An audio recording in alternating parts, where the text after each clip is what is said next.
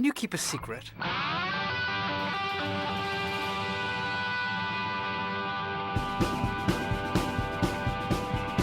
Changing hearts and minds. Changing hearts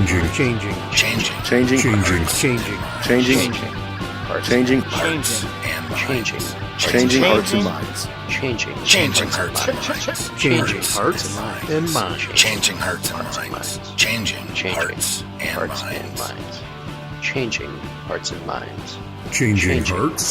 minds.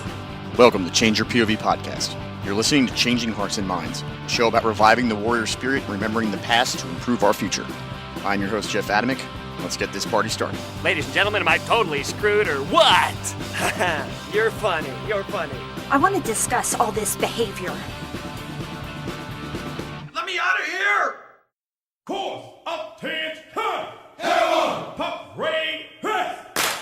10 minutes. Check equipment. Sound up for equipment, check.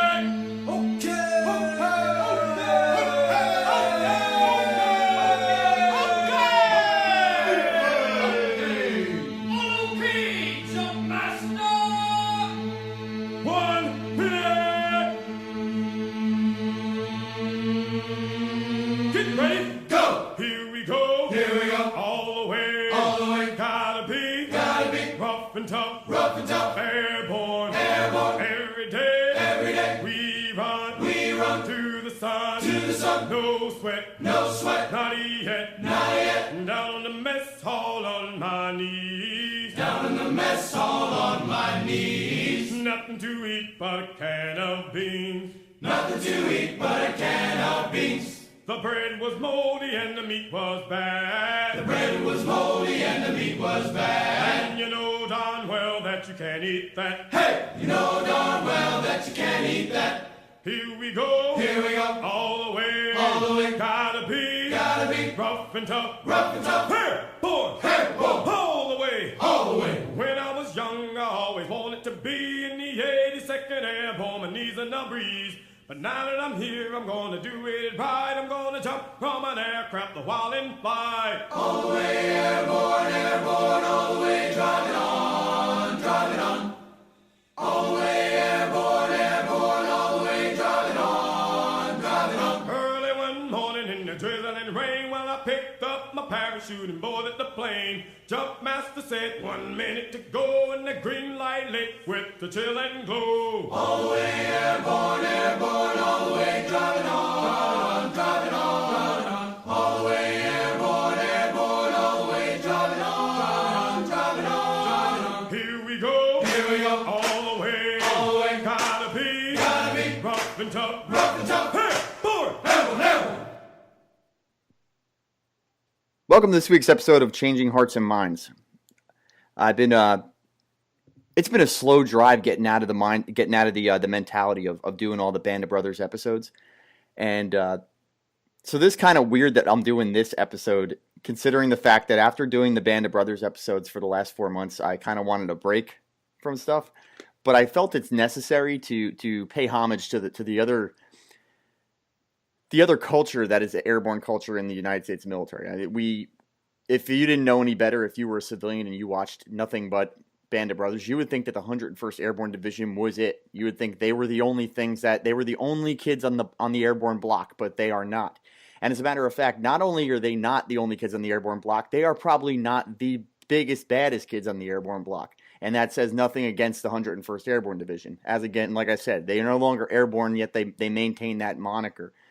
There is a division out there that still is the United States Army's leading airborne unit, and they are the ones who pretty much set the standards for everything that has to do with being airborne nowadays. And that is the 82nd Airborne Division. As the title of the show indicates, we are going to go through a Reader's Digest version of their history. Their history is so rich, I could probably do an entire 10-part series just on their show. And there's podcasts out there that go into the 82nd's history, and you're not going to find very many guys who can put the entire 82nd history into a 2-hour movie or even a 10-part miniseries, in my opinion. I brought my guest on today.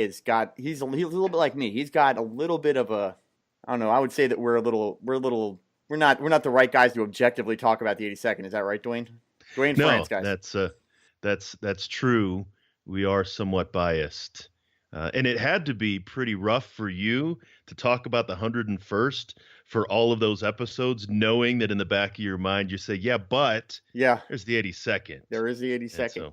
so Guys, you snuck in a couple on the Day of Days a little bit talking about those guys that joined. But yeah, no, it's challenging. I personally did not mention LGOP at all in the Band of Brothers because I think that the LGOP is something that is 82nd born. We'll go into that, what that is. But so me and Duane both served in the 82nd Airborne Division. Duane, why don't you give everybody? I'll go into what mine is here in a second, but go ahead and give your history of serving with and through the 82nd Airborne Division. Yeah, so and I guess this is going to get into a lot more of the back history for me than maybe I've put out before. But I had wanted to be airborne even as far back as basic training. I actually enlisted in the reserves. I was in the reserves for about 8 months before I realized that living in my dad's basement sucked, and I enjoyed running through the woods a little bit too much. But I was in AIT. At Fort Leonard Wood, Missouri, and they came down and they were like, okay, who wants to be airborne? Looking for volunteers. And I was on a reserve contract, and I raised my hand, and they looked at me and said, not you, big guy, because you're in the reserves, and it doesn't work like that. So even as far back as then, I was like, I wanted to be airborne. Like I said, about 8 months later, I enlisted again, full active duty, and they offered me Fort Hood, and they offered me Germany. And so I said, well, I'll go to Germany. Sounds fun. Spent my first 3 years in Germany, had a deployment to Bosnia. But while I was in, and this is going to be a little bit of, I have a family history, the 101st. My uncle was in the 101st in Vietnam. And so he was really one that really made me want to become airborne.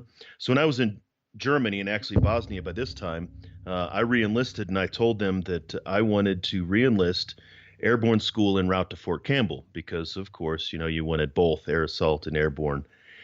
And the recruiter, the re-enlistment NCO said, well, you're not going to have both. You can choose one or the other, but you're not going to get both of them at the same time. And I said, well, I'm not going to re-enlist. And they said, okay, whatever. They didn't give a crap.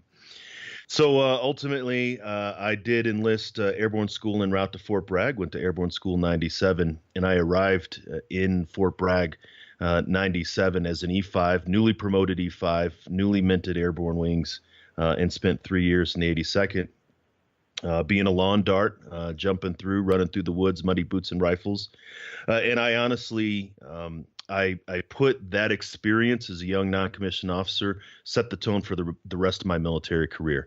I said I spent 3 years in the Army, in Germany, but though that time in the 82nd taught me leadership, taught me taking care of soldiers, and it was impactful. I mean, from the rest of my military career, even till now, the idea, the concept of being a paratrooper colored everything. I named my freaking dog Airborne, right? I got airborne wings, and it just so it's a mindset, and it's a beautiful thing. Yeah, so my history goes all the way back, much like what Duane says. My history goes all the way back to when I joined the Army. I joined the Army on an airborne contract. I went to Fort Leonard Wood, Missouri for basic training. I spent basic training at Charlie 510, and it's really weird that I remember that, being that it was so long ago. But I do remember my basic training company. Then I went to Fort Sam Houston to be a medic. And then immediately following medical training, I went straight to Fort Benning, Georgia, went to airborne school, and was immediately assigned to the 82nd Airborne Division. And I spent 3 years in DISCOM in the 82nd FSB as an ambulance driver. And that was when I got the idea in my head that I wanted to be a ranger. So I left there, went out to Ranger Battalion in Fort Lewis, Missouri, out in Washington at Fort Lewis, not Fort Leonard Wood, Fort Lewis, and went to 2nd Ranger Battalion out there. When I came back, I actually went back to the 82nd before I went Special Forces and served 2 years in 2nd of the 505 Parachute Infantry Regiment, and that was my favorite time in the 82nd, even though I did enjoy growing up there. But all those things that Duane says about learning and having it shape and create my whole mentality of the military as a whole. Ditto. I completely concur. The 82nd is something that even though I was in 2nd Ranger Battalion and I was in 3rd Special Forces Group for more time than I was in the 82nd, I still cherish the moments that I was in the 82nd. And there is a cult-like mentality of guys who were in the 82nd. That we just if you're not 82nd, you're just a leg, and that's the bottom line. And there's nothing wrong with being a leg unless you're in the 82nd. And then there's something very wrong with being a leg. And we'll get into that as we talk about this stuff. So, Duane, do you think that the 82nd, much like Special Forces nowadays, not so much when they came out with the movie The Green Berets, but do you think that they're not really celebrated outside the military as much as they should be? Because I think that is absolutely a case. I think that beyond a couple movies like Longest Day, but I think all the best movies about the 82nd are far behind us. But I think that plays into the idea that there's military culture is not widely known outside. It's one of those things that not a lot of people in Main Street America who don't have members of their family in the military just aren't familiar with the military in general. But if you're in the military and you ask someone in the military, what is the premier division? What is the first thing that comes to their mind? And they think of the really high profile, 82nd, 101st. You have the rest of the divisions, 10th Mountain, 3rd ID, 4th ID. The only people that care about those divisions are those that were in those divisions, right? But everybody, and it goes back to me, and I'm making a blanket statement, but everybody that I knew wanted to go to the 82nd, wanted to go to the 101st. And it's just a different type. They're different type of divisions. Back when I was there, where you were there, which interestingly enough, I was in DISCOM too. I didn't realize we actually overlapped. We were in the same brigade, but I was up at the BSB and you were down in one of the FSBs, and it was all light infantry. When we first got there, you remember they had that battalion of Shermans where they would drop big chunks of metal out of the sky. Third of the 73rd. Yeah, so they would throw tanks out of the back of airplanes, and then they did away with that pretty quick because gravity took over. But yeah, it was these within the military, I think even branches of the military, the 101st, the 82nd are held with high esteem. And a little bit of something for you to think over is they're actually bringing back the armored airborne infantry. So they are working on that right now. There's a lot of Cav Scouts that have been brought to the 82nd to fill those ranks, and they're working right now to refill that. They're trying to get that back.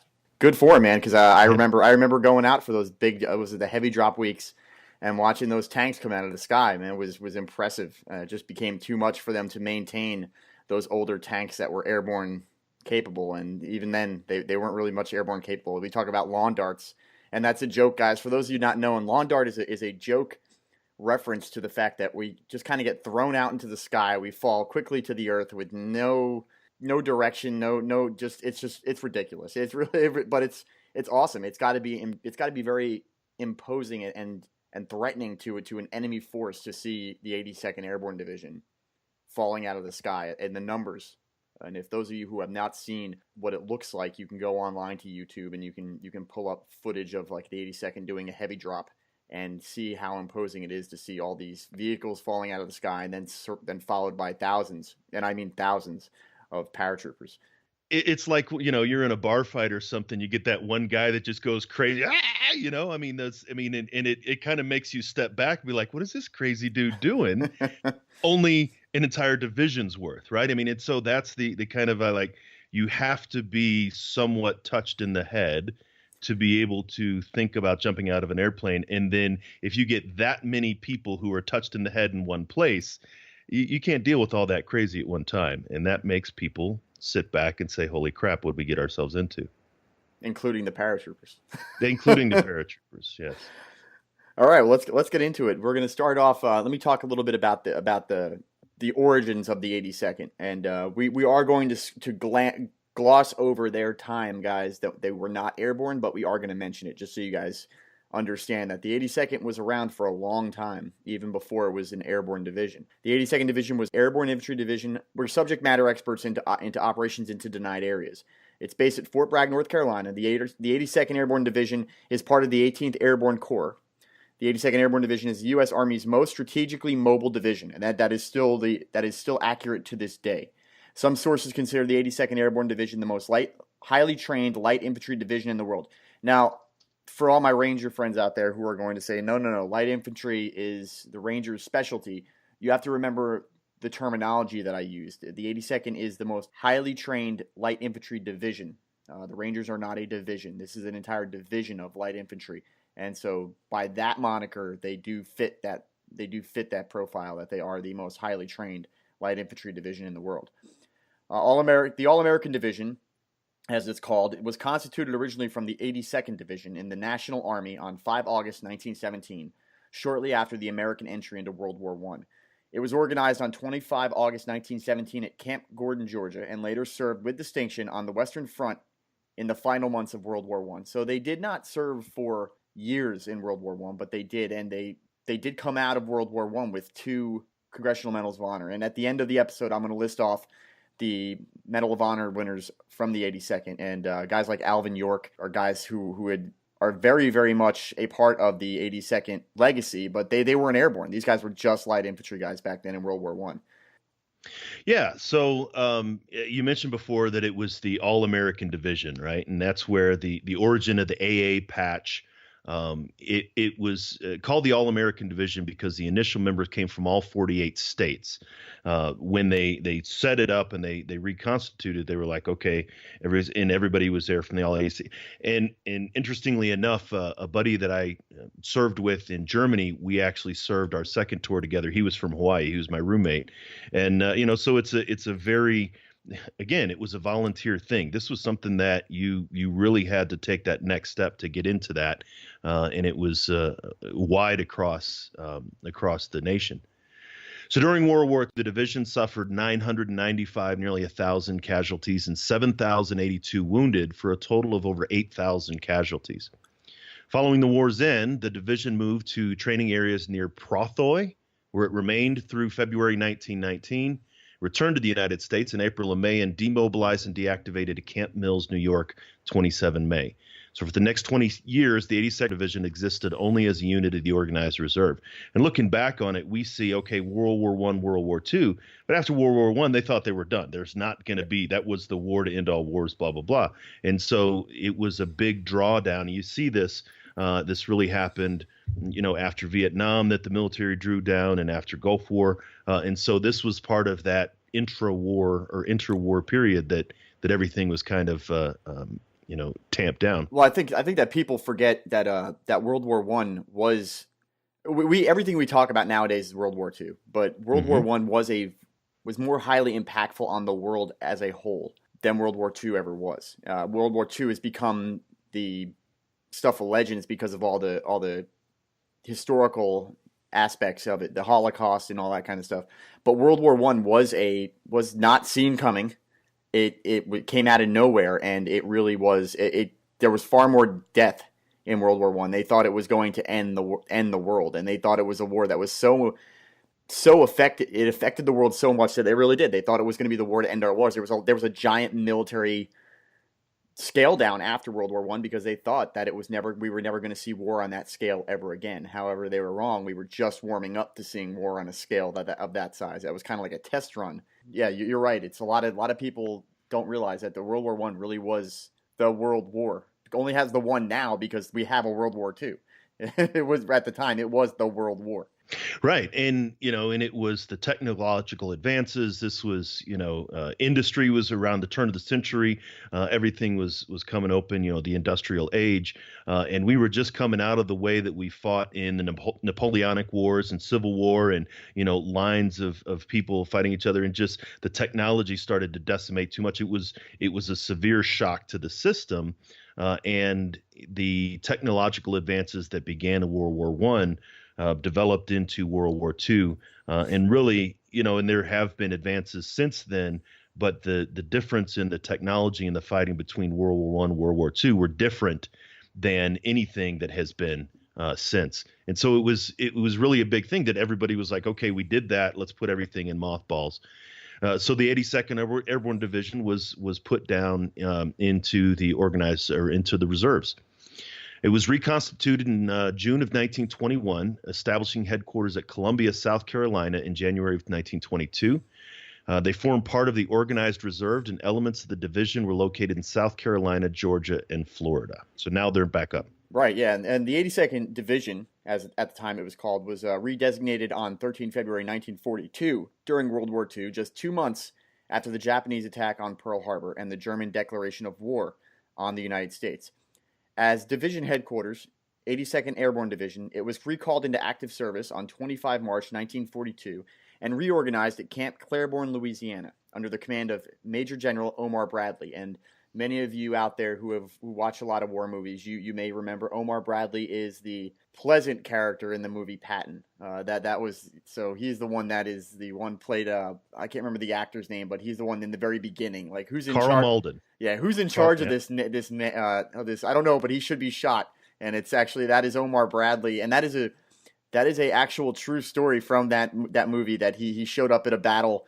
When somebody asked him who was in charge, he's like, and it was him. He's like, I don't know who's in charge, but he should be shot because that was the kind of personality this guy had. He was very well liked.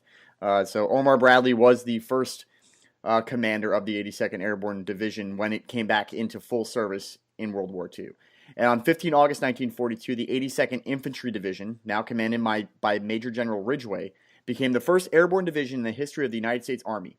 And it was redesignated as the 82nd Airborne Division. So 101st historians out there, we love you guys, but really the first kids on the new kids on the block you guys are, because the old school 82nd they were the first Airborne Infantry Division, with the 101st soon after being designated. So we could go through all the training that they went through, but the 82nd's training and gearing up to be the 82nd Airborne Division is much like the 101st was, and so you can, if you want to know what that was kind of like, you can go back to episode 1 of Band of Brothers and watch that, and I'm sure that it pretty much was the same way. You had a method of them going through and picking the best of the guys coming in to the military to volunteer and be part of this brand new, at the time, elite form of insertion into denied territory to fight wars. But let's get into the actual combat that these guys saw during World War II.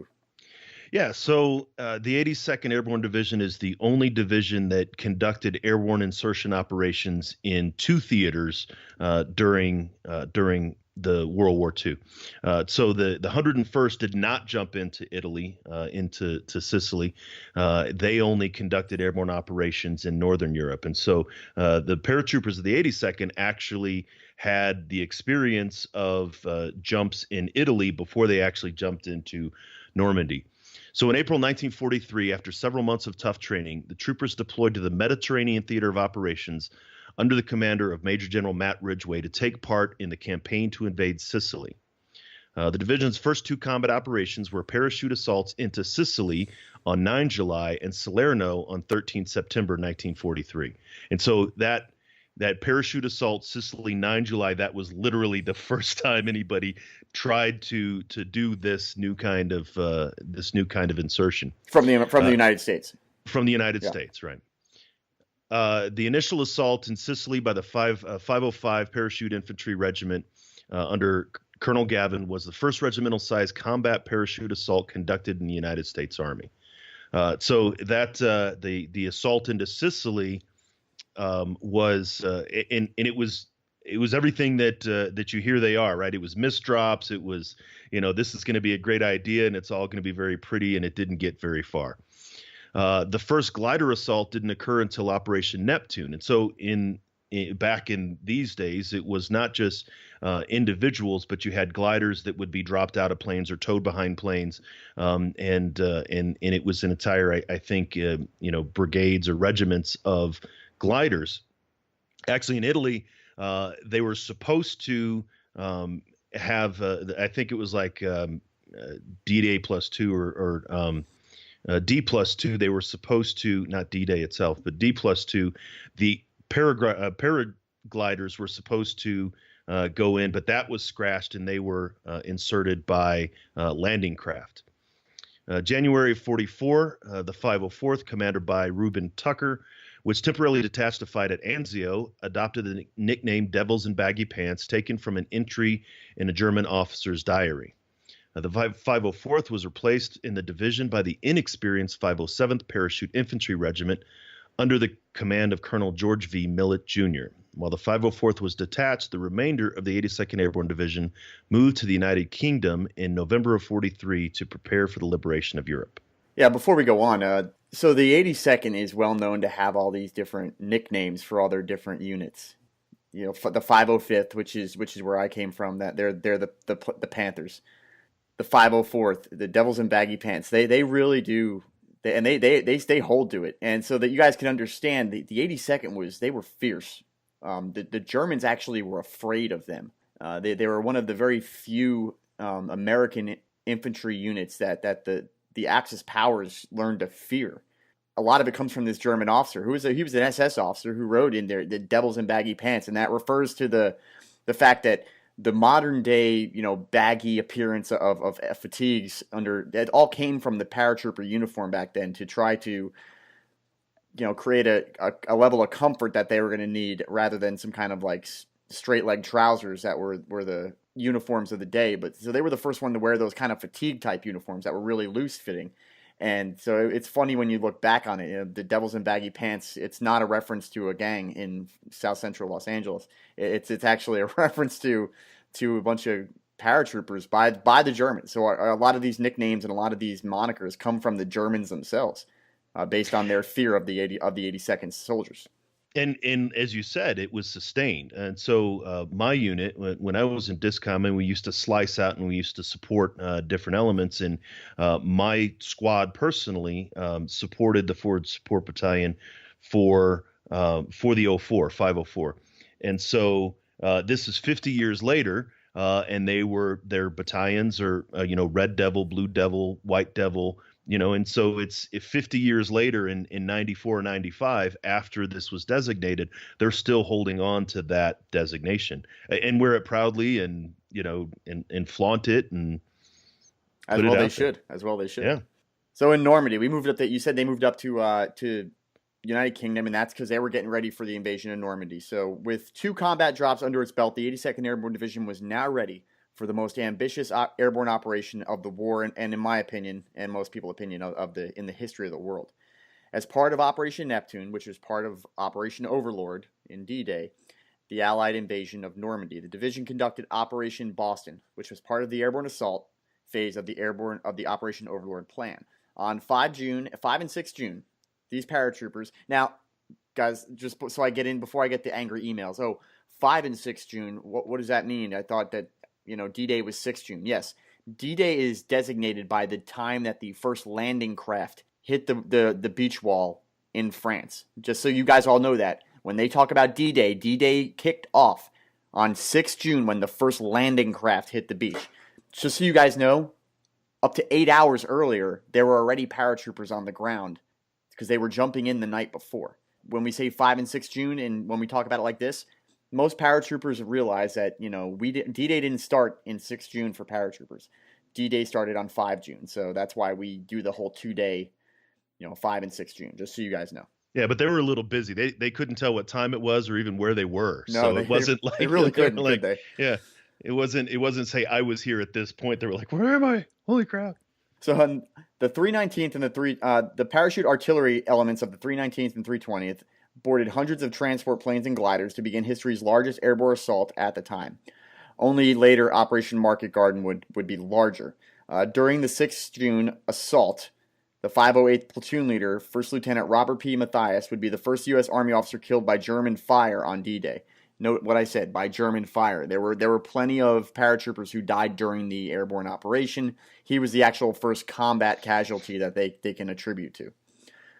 In Normandy, the 82nd gained its first Medal of Honor of this war, and of the war by Americans, belonging to Private First Class Charles N. de Glopper of the 325th Glider Infantry Regiment. By the time the division was relieved in early July, the 82nd had seen 33 days of severe combat, and casualties had been very heavy. Losses included 5,245 troopers killed, wounded, or missing, for a total of 46% casualties of their initial airborne operation. So, guys, I don't know if you can put that in your head. The entire division participated in the airborne operation, and their casualty level was 46%. That, Duane, put that into perspective for us, because I can't even, in my head, consider them to still be combat effective, and they're still out there operating underneath 46%. Right. I mean, and you think that, let's call 46% half, it's, half of your family, like half of the people who live in your house are just no longer there. Half of your football team, the entire defense is wiped out. I mean, and just think of half of anything. And when you use huge numbers like that, and they say, 5,245, but for those of you who served in the military, if you had a platoon of 20, cut that in half. That's half of your dudes. And so, and you don't reduce the amount of mission or work that needs to be done. And so that remaining half had to do twice as much work. And not that they, complained about that. It was just, 50%, approaching 50% casualties is significant. Yeah. I think that it makes it even worse when you think about it. It's like your level of work that you have to get done doesn't drop just because half of your workforce is gone. You still have to get that work done. So, Major General Ridgway's post-battle report stated in part, quote, 33 days of action without relief, no replacements. Every mission was accomplished. No ground gained was ever relinquished. That's pretty impressive. I'm just gonna say it there. That's what he's saying in that terminology is, look, we lost quite a lot of guys. We went 33 days straight with no support, sustained combat operations, but we never took a step backwards. Everything was a step forward. So that's impressive. Following Normandy, the 82nd Airborne Division returned to England to rest and refit for future airborne operations, much like the 101st did after the invasion, as you guys saw when they go back to England, and right before the replacement episode. And I'm referring back to the Band of Brothers, because that's most people nowadays. That's what their basis of reference is. So it was a lot like that. While they were back, they became part of the newly organized 18th Airborne Corps, which consisted of the 17th, 82nd, and 101st Airborne Divisions. General Ridgway was given command of the Corps. So here's where I can really take that step out and really get everyone to understand the difference between the 82nd and the 101st. So you saw all the stuff in the show about the 101st Airborne Division, but when it came time for them to consolidate everyone under one Corps, it was the 82nd Airborne Division's commander that was chosen to be in charge of the Corps. And that is because of, as awesome as all the stuff the 101st guys didn't pale, but it just didn't take a front seat to what everyone was seeing out of the 82nd at the time. It was little groups of paratroopers, because they were just as misdropped during the invasion as anyone else, and they performed even in the show. There was 2 82nd paratroopers that were with the 101st guys at Brecourt Manor, so they were just as much a big deal at the time as anyone as the 101st was. He was promoted to lieutenant general and taken over. When they consolidated, when he recommended for his succession as division commander, was Brigadier General James M. Gavin, previously the 82nd's assistant division commander. Ridgway's recommendations met with approval. Upon promotion, James Gavin became the youngest general since the Civil War to command a U.S. Army division. Guys, me and Duane could probably do a whole show on Jim Gavin, and just so you guys know, this guy in Fort Bragg and in the 82nd, this guy is, and I'm going to say it, he's a fucking legend. I mean, he really is. He's a legend. The 82nd Airborne Division's headquarters is called Gavin Hall. This guy he was a bad mamma jamma, if I could. Do you disagree? I'm sure you don't. No. And I've got, and it's not a personal story about jumping Jim Gavin, but when I served, and I was a recruiter in the early 2000s, and I served with, we called him the old soldier, and he was a civilian, but he retired as a sergeant major, but he was 81 years old when I served with him. And so he's an old retired sergeant major, and he's got this office just full of pictures. A dude served in Korea, served in Vietnam, in just stories. He was 81 back then. And so I'm sitting in his office one day, and I'm looking at these pictures, and I look at one, and it's him, Sergeant Major Moran, the guy I'm talking about, and his brother. They were a couple years apart. And so it was in Korea. And they're there between a guy who has his arms over both shoulders. And so these three guys grinning, and I look, and he said, Gavin on his uniform. And I was like, old soldier. I was like, is that General Gavin? He was like, oh, Jim Gavin. And like, he goes into this whole story and he was like, oh, soldier, he was so great. He was such a, and I'm like, you freaking knew like legendary people. I mean, this guy was Gavin, Ridgway, even DeGlopper. I mean, it's almost like we're going back over our old, board study, right? Yeah, right. The history of the 82nd Airborne Division. For those that served in the 82nd Airborne Division, these people are literally legendary. I mean, they're larger than life. Their exploits are huge. Even going back to what you said about Ridgway being selected as the Corps commander. At this point, he had been in charge of 3 airborne operations. So, Salerno and Sicily and now Normandy, whereas the division commander for 101st had only been involved in 1. Right. And so just by the experience and everything else, the 82nd Airborne Division was more battle tested than the 101st. Just so, because we'll probably not get a chance to say it again, just so you guys know that they call him Jumpin' Jim Gavin because he participated in every airborne operation that the 82nd conducted in World War II. So if you ever pull up a pair of jump wings that have the combat stars on them from the jumps, there's the ones with 4 stars across them that it's very rarely seen. The last time I saw one was in, I think, 96 at the 82nd convention. I saw some guys that had participated in all 4 jumps. This guy participated in all 4 jumps and not like air landed or after everything went down jumped. Jim Gavin was known to be like first guy out the door. And so this guy was, a legendary. So for the sake of time, let's move on to Market Garden, Duane, which was the final airborne operation the 82nd Airborne Division took part in World War II. Yeah, so Market Garden, as was seen in the series, The Band of Brothers, it was a very different airborne operation than the previous 3 that had been conducted, the 2 in Italy and then the 1 in Normandy. On 2nd August 1944, the division became part of the 1st Allied Airborne Army.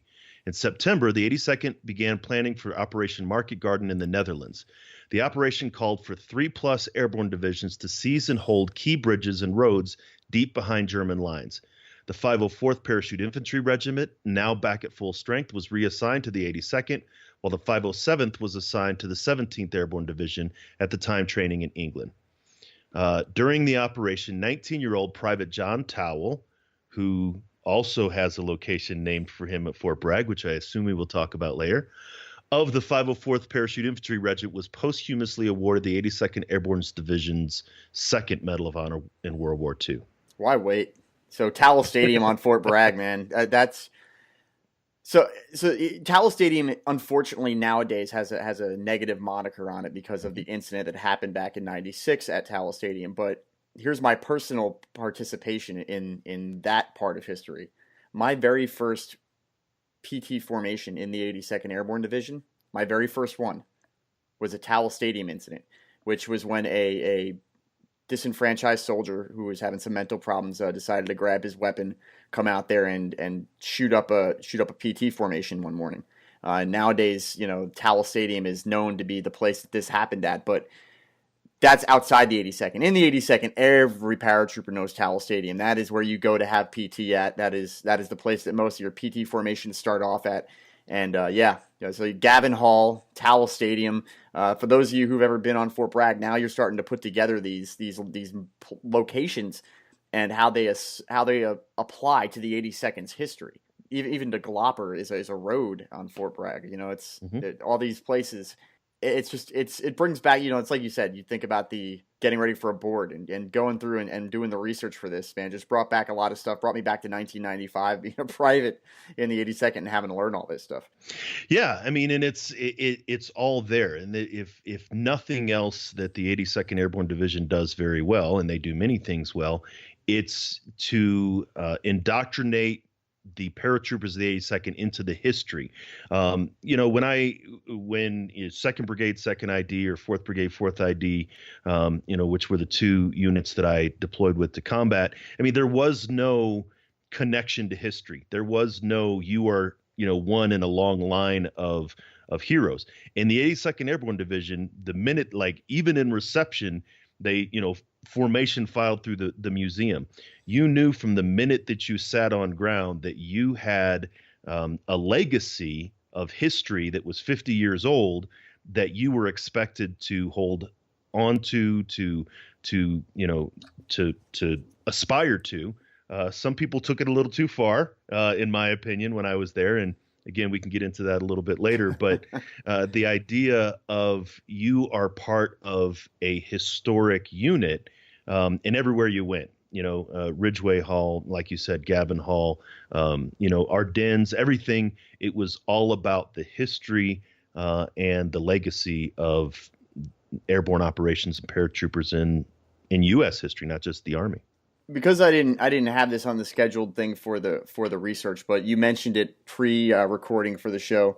The 82nd took part in the Battle of the Bulge just as much as the 101st did, and there is something that cannot go without being said, and that is the very famous picture of the paratrooper walking through the snows of the Ardennes forest with a statement underneath it that's pretty much in every single paratrooper's barracks room everywhere. So there is a this is a true story. There was a story about in the heart of the Battle of the Bulge while they were all out there, and like again, you can see it in the Bastogne and Breaking Point episodes of Band of Brothers.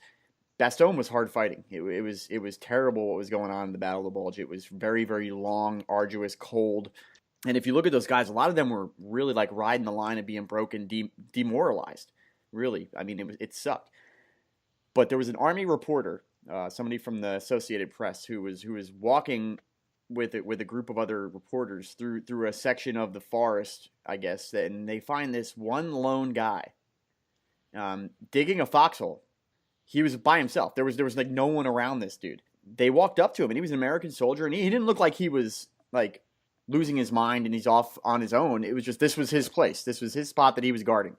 And they walk up to him, and this is like with the oncoming German, counter assault that's coming down, and they knew that it was a large push, and everyone that was sent out there just to hide in these holes, hold this line, knew what was coming. They knew it was the entire remainder of the German war machine was coming down upon these guys. They said to the guy, "Hey, who are you?" And he turns to him, and here's the quote: "I'm the 82nd Airborne Division, and this is as far as those bastards are going."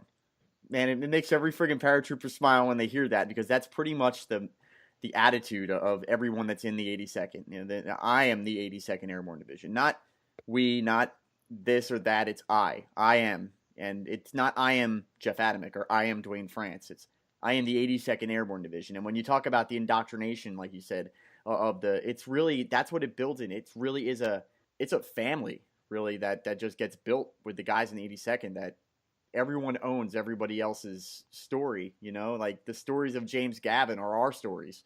It's that's the kind of mentality that the 82nd does instill in its paratroopers. And it's just a thing I just didn't put in there, but it was reminded of when you were talking about it earlier. I am the 82nd Airborne Division. This is as far as those bastards are going. And it's, and it's a transformational mindset, right? When you get in and you buy in, I mean, you have to volunteer, especially now, but even back then, you had to take a farther step than others did to volunteer to jump out of a perfectly good airplane, although they weren't always perfectly good. There's no such thing as a perfectly good airplane. Not when, but it was a mindset that you bought into and that you believed and that you transformed.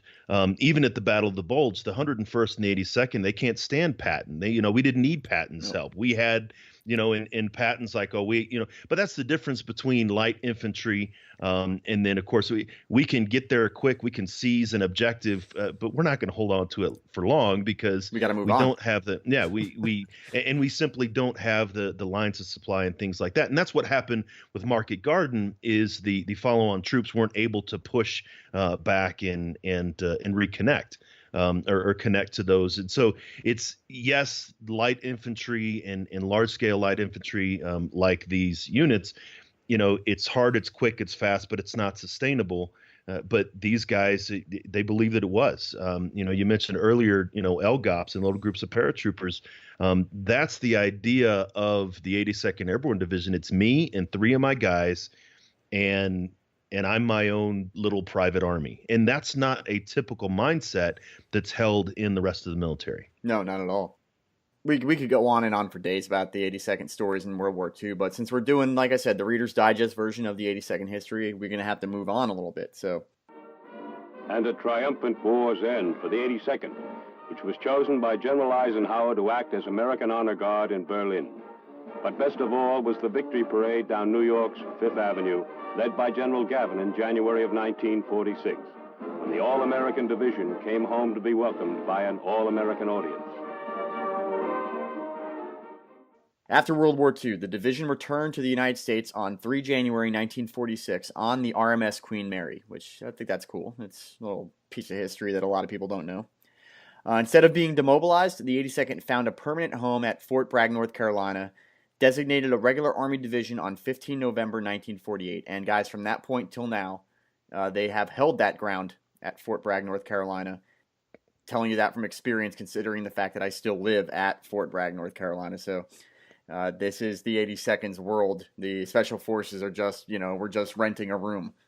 The 82nd was not sent to the Korean War, as both President Truman and Eisenhower chose to keep it as in strategic reserve in the events of a Soviet ground attack anywhere in the world. So a lot of people make a lot of note about this, is why wasn't the 82nd used in Korean War? It's because the 82nd was the unit that was designated to be the last-ditch effort should the Soviet Cold War kick off into a hot war. So basically that's it. It just sucked for the 82nd at the time because they had a lot to give. Maybe the Korean War would have turned out a little bit different if the 82nd was involved. I'd like to believe that. Real combat seemed close in 1962. The All-Americans were set to go all the way during the Cuban Missile Crisis in October. The 82nd stayed on full alert until the threat of war was over. However, another alert 3.5 years later did result in the 82nd being under fire again.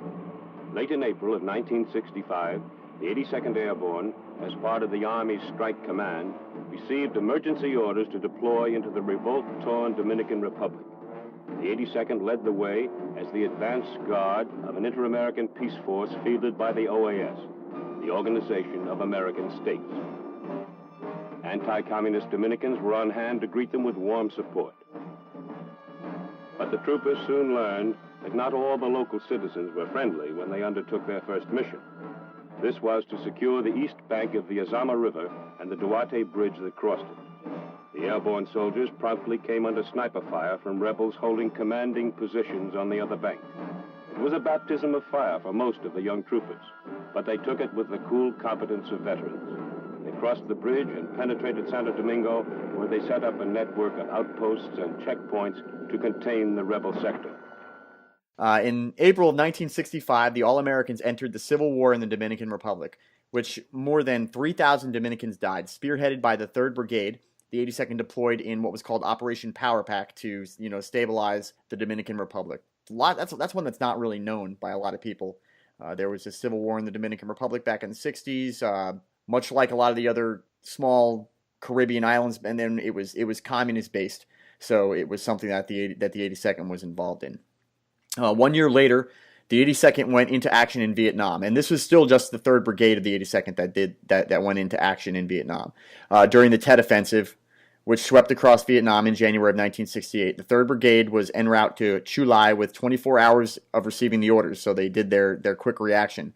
The 3rd Brigade performed combat duties in the Ho Phu Bai area of the 1st Corps sector. Later, the brigade moved to Saigon and fought in the Mekong Delta and the Iron Triangle and along the Cambodian border, serving nearly 22 months there. Finally, the in-between that I'm talking about is Operation Urgent Fury, which is a lot of people get confused. They think the 82nd actually jumped into Grenada. They did not. Interrupt our regularly scheduled program to bring you an NBC News report. Grenada invasion, late report. Good afternoon, everyone. I'm Tom Brokaw, NBC News in New York, and here is the latest situation as we now know it on the island of Grenada, which is a tiny island, as you know, in the southern Caribbean. It has been invaded by a multinational force, as it's being described. The bulk of that force, about 1,800 American troops, that includes Marines and apparently airborne troops as well, and about 300 troops from some islands around Grenada. They were sent there by President Reagan from Barbados early this morning, he says, at the request of the Organization of Eastern Caribbean States. Those are the island nations around Grenada. Grenada is an island country that is now in the control of a Marxist military council after its Marxist prime minister was executed in a military coup just last week.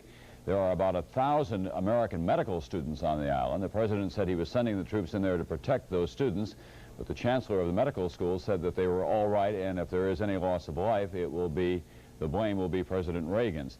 At this time, we don't know if there have been any casualties. There have been reports of casualties, however, both from the Pentagon and from Cuba. Cuba is now saying that its construction workers at a big airport, about 9,000-foot runway at the southern tip of the island, fought, in the words of Cuba, heroically against what were described as Yankee invaders, and apparently several of the Cubans were killed. Chris Wallace is standing by at the White House right now, where President Reagan has been talking about casualties too, but apparently, Chris, he has not assigned any number to that. No, and he hasn't explicitly said that they are U.S. casualties. Just a few moments ago, Tom, the president was meeting in the Oval Office with a foreign leader. Reporters were ushered in, and one of the reporters asked about casualties, and the president said, and I quote, "I know there are casualties, but I don't have any official report right now." We assume he was talking about U.S. casualties, but he didn't say so, so it's simply an assumption on our part. Earlier today, shortly after 9 Eastern Time, the president came into the briefing room to announce the U.S. action against Grenada, and he also explained the reasons for it. Let's listen to some of what he had to say. We have taken this decisive action for 3 reasons. First, and to overriding importance, to protect innocent lives, including up to 1,000 Americans whose personal safety is, of course, my paramount concern. Second, to forestall further chaos. And third, to assist in the restoration of conditions of law and order and of governmental institutions to the island of Grenada, where a brutal group of leftist thugs violently seized power, killing the prime minister, 3 cabinet members, 2 labor leaders, and other civilians, including children. On 25th October 1983, elements of the 82nd conducted an air-land operation to secure Point Salinas Airport following the airborne assault by the 1st and 2nd Ranger Battalions, who conducted the airfield seizure just hours prior. A little bit of a sore spot among some of the 82nd guys, but hey, it is what it is. We take what we can. I was in 2nd Ranger Battalion, so I have mixed emotions about it. I'm proud of being part of the 2nd Ranger Battalion, which actually did the airfield seizure, but the 82nd does take a sore spot to it, and most of the Rangers give the 82nd guys shit that they were on the ground long before the 82nd was, so it happens. No big deal. Well, and that's part of the mindset is, I mean, it's not that we're all badge hunters, right? It's not that, that we're in it for the glory, but if you're, from the minute you step on ground at Fort Bragg, you are indoctrinated. You are, held up. This is the highest esteem. This is, combat jumps is the ultimate, the pinnacle, and things like that. And I can see guys thinking, in the aircraft, oh, we're going to jump in, we're going to jump in, we're going to jump in, and then it's just like your hopes are dashed. And yes, there are those people that want all the combat bling and stuff like that, but that was an idea of I was robbed. I was robbed of being part of this legacy that I'm told is the epitome of airborne operations, and that pisses a lot of people off. And it could be. I mean, like, I'm not pissed off about it, but you and I are examples of it. We spent 20 years of our lives airborne, and I have no combat jumps. I have plenty of time in combat, but no combat jumps. I mean, there's moments in my life where I'm like, God, wouldn't that be a cool story? But then there's also, I watch Band of Brothers, and I say, oh, maybe I wouldn't be here telling stories had I participated in the combat jump. Very likely, and it's more likely in those combat jumps that you're going to be a anecdote than you are going to be a storyteller. It's all the little victories. It's all little victories. Got out without a combat jump, but I'm alive. Well, I kind of always saw, and of course, this is something that somebody with a mustard stain, without a mustard stain is going to say, is that I always saw combat jumps sort of like the CIB. You're just there. You're there. You got shot at, and now you got the CIB. The EIB is harder to earn than the CIB. That is correct. Right? Yes. And so with combat jumps, you're just a guy that fell out of a plane and people shot at you, right? So the training operations, but maybe that's just a little sour grapes because I don't have a mustard stain. I've got the EIB and the CIB both, and I can say that you're right. I would, until I got the CIB, it was what I wanted, and then I got the CIB, and I'm like, yeah, well, all you guys with CIBs who don't have EIBs, So let's talk about Just Cause. Let's talk about the next time and the last time, really, that the 82nd participated in an airborne operation. Right. So this is approaching your era, my era. And so anybody who has a mustard stain who was on active duty for us, and I think I knew of maybe one guy or two when I was in the 82nd in the mid to late 90s, it came from Panama. It came from Operation Just Cause. The President has directed United States forces to execute at 1:00 a.m. this morning pre-planned missions in Panama to protect American lives, restore the democratic process, preserve the integrity of the Panama Canal treaties, and apprehend Manuel Noriega. The situation in Panama under General Noriega has reached a crisis. Democratic elections have been thwarted. American lives have been endangered. The integrity of the Panama Canal treaties is at risk. General Noriega is under indictment for drug-related charges, and the President has made every effort peacefully to resolve the situation through negotiations under the auspices of the Organization of American States and Latin American leaders. General Noriega has rejected all of these efforts.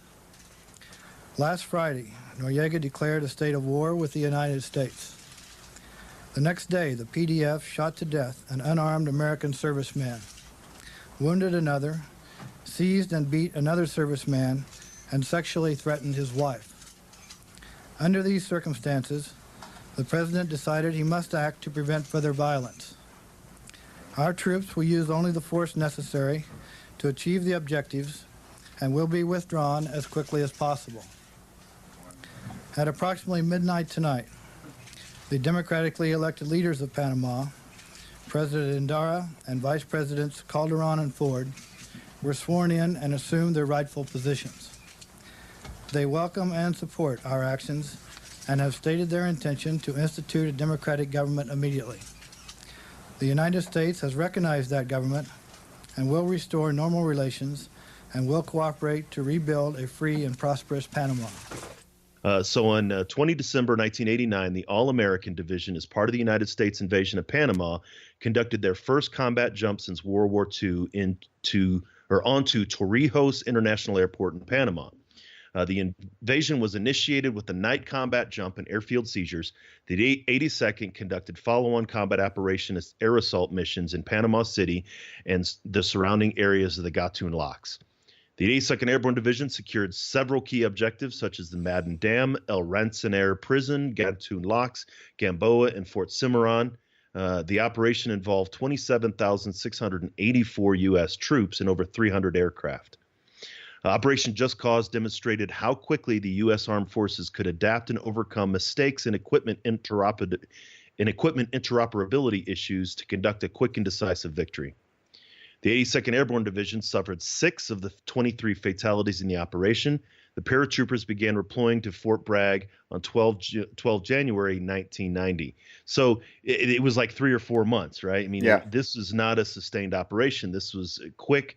I'm going to hit them quick. They're going to get in. We're going to play some music at Noriega, and we're going to get out of there. Well, that's what I think. The 4 months. I think had they not had to sit outside of Noriega's hideout for 4 months blasting music, they probably would have been back even faster than that. It would have been much like the Grenada thing, which was legitimately like the weekend war. You know, Grenada happened, and I think it was 2 weeks later, everyone was out.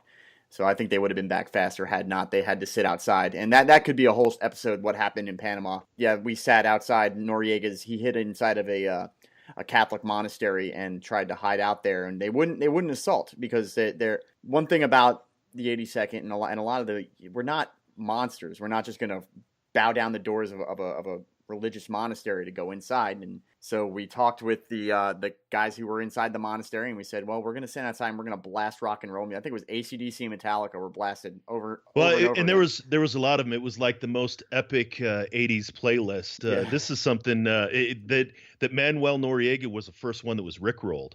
Yeah. Right. And they played that outside Noriega. So now everybody's rickrolling. It's probably 6-8 years ago now that rickrolling was a thing. But Noriega was like literally rickrolled back in the 80s. So the 82nd was it went in quick. 4 days after it. So this is going into the first Gulf War.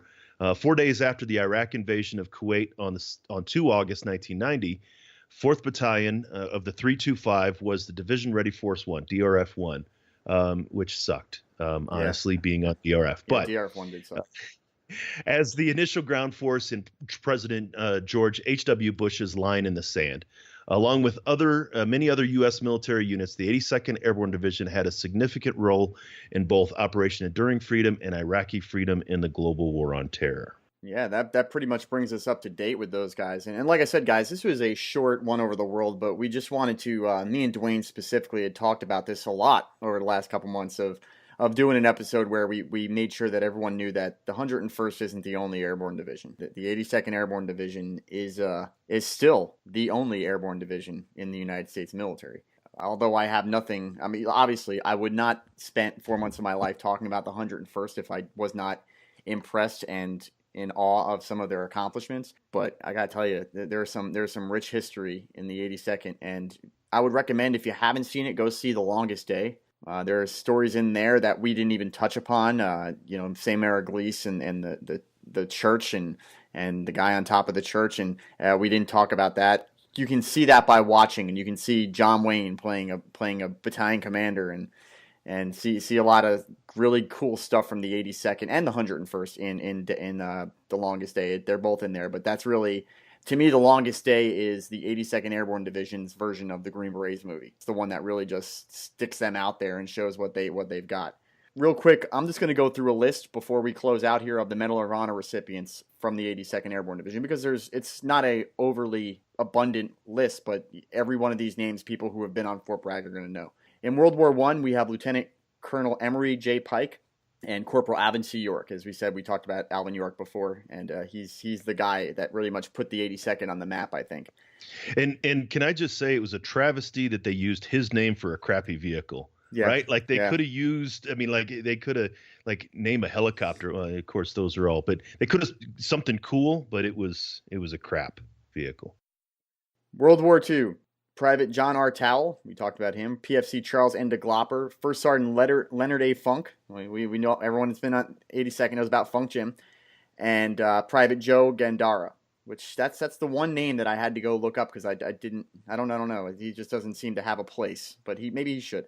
And then in Vietnam, there was Staff Sergeant Felix M. Condon Falcon. Give me a one, in closing, give me a story about your time in the 82nd, Duane, that really sticks out to you and puts it all together. Well, I mean, and it's the idea of LGOP, right? You know, this LGOP. What is a little group of paratroopers? It's what a small, highly trained, determined group can do. So as I mentioned, I was sliced out to different units, and I was actually an NTC. I don't remember the year, so I'm not even going to try. But me and my squad, I was an E5, broken up into two teams. Our squad was broken into two teams, and so I had 5 trucks. And NTC, and we get out there, and they say, Sergeant France, you and your 5 trucks are going to be attached to Charlie 1st of the 504. And it was supposed to be like a 2-day mission. And so we only took like 2 days worth of stuff, right? And we were going to go back to the assembly area. And so then we get out there and we help this infantry company get to their assembly area. And then they go off about, quarter mile down the road, and then they hunker down. And I'm just sitting there. And, and at this time, we just started getting GPS, but, radio comms weren't all that great, so here I am, I'm an E5. I've got a bunch of Joes with me, and I'm looking at my map, and I'm like, okay, somebody's supposed to come pick me up. So I go down about a quarter mile to the company, and I go see the first sergeant. And I said, hey, first sergeant, I'm supposed to take off back to my assembly area. He's like, well, bye. And I was like, well, somebody was supposed to come get me. And he was like, son, I was told you belong to me for the rest of the duration. Welcome to Charlie Company. And I was like, well, okay. It's like, but wait a minute. He's like, fine, go off on your own if you want to do that. But you belong to me. And it was cool because he integrated me into I was his logistics package, and we transported. And after 3 or 4 days, I was as much there, in their platoon. And I mean, we even helped them out, and they were planning on this assault. And I'm like, look, First Sergeant, I can drop the sides in these trucks. I can drive you guys up. You breach the wire. We're going to roll through their camp, and you can blast up. And he was like, you can do that? I was like, yeah. And so it demonstrated the flexibility that people had, that the paratroopers had. It was very responsive. I mean, yeah, we have this 90% plan, but even going back to, Sicily and Normandy and all this other stuff, it's when you get on ground and you assess and you quake. That's the difference with the 82nd Airborne Division mindset or the paratrooper mindset. And you mentioned this, I think, in one of the shows during the Band of Brothers series, was it's a 360-degree battlefield. That is a different mindset than many other organizations had until we got to the global war on terror. Right. Even in Vietnam, you had, certain areas of us and them and a little bit. But the Army or the military came to the idea of a 360-degree battlefield much later, and paratroopers had that idea ingrained to them when they set foot on ground at Bragg. That's great. That's a great story, man. And there's so many stories I have that say the same thing. It's you're owned. You're brothers with everybody there. It doesn't matter what unit you come from. If you get assigned or attached to a different unit, or somehow you get rolled up into the fold with those guys, you're just as much a part of their little small group, brotherhood as anyone else. And it doesn't take long for you to be in part of that group, little group of paratroopers.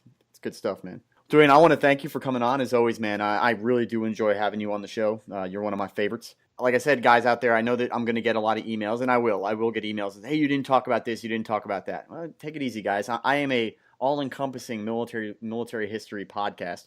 You're probably going to get a lot of these stories in the long run, in the long piece. There's things I left out because I want to do specific shows on them. We talked about James Gavin. You are going to get a show on just James Gavin from me. That will happen. It's something that I've been planning for a while, so don't hate on me if I didn't touch the part of the 82nd history that you like the most. I purposely didn't talk about Dale Dye's movie that he's working on about the 82nd because I want to do an entire show just on that operation itself, which is a good day to die, a good place to die, I think is the name of the movie that he's putting together. And so I didn't talk about that. That's part of the D-Day invasion. So thank you guys for checking in with Changing Hearts and Minds. Me and Duane want to thank you guys for all your continued support. If you guys have time, make sure you go on to, well, not even if you don't have time, make sure you go check out Headspace and Timing on the Change Your POV podcast network. Duane's always putting out good shows, and the other shows that are on the Change Your POV podcast network, Neophyte in the Woods, and the flagship show, Change Your POV, which is on Fridays, and then Mondays you can hear Motivation Monday here on the 82nd on the Change Your POV in the 82nd podcast network. No, on the today the 82nd Airborne Division takes over everything. Takes over. And so this is for today. Eddie and Bennett and Jeff and I just decided this is now going to be the 82nd Airborne Division podcast. And for you to be a host, you have to go through airborne school, and that's you too, Andrew. So even Andrew got to go through it. Yeah. Yeah. So just on notice, I called some people down at Benning. They're expecting you next week. So it's only 5 jumps to glory, buddy. It's only 5 jumps to glory. The Change Your POV podcast network, not the 82nd podcast network. I'm gonna laugh about that all day. Thank you, Duane. Thank you for coming out, buddy. And we'll talk to you guys next week. Absolutely.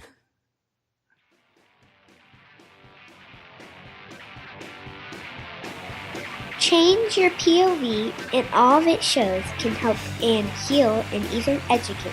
We want you to help us help others. Visit our Patreon page at www.patreon.com/changeyourpov. Become a patron of our network and our mission.